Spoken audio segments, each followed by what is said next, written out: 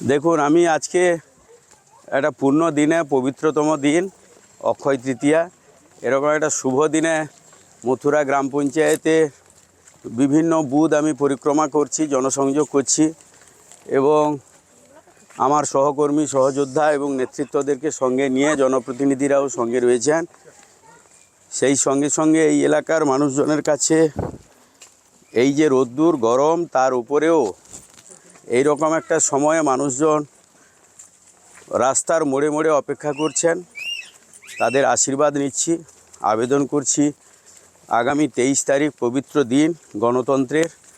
উৎসবের ন্যায় যাতে দিনটি সকলে পালন করে, গণতন্ত্রকে রক্ষা করার স্বার্থে, বাংলার উন্নয়নকে ধরে রাখার স্বার্থে,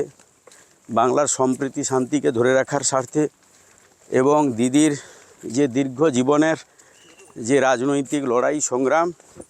বহু কর্মীর আত্মবলিদানের ফলে যে দল ক্ষমতায় এসেছে, দিদি যে বাংলাবাসী শুধুমাত্র একমাত্র প্রহরী হিসেবে এবং চৌকিদারের ন্যায় নজরদারি রেখেছেন বাংলাবাসীকে সুস্থ স্বাভাবিক রাখার লক্ষ্যে। আজকে বাংলার যে আইন শৃঙ্খলা, বাংলার যে সম্প্রীতি শান্তি, সেই ধরে রাখার লক্ষ্যে মানুষের কাছে কাছে গিয়ে আবেদন করছি।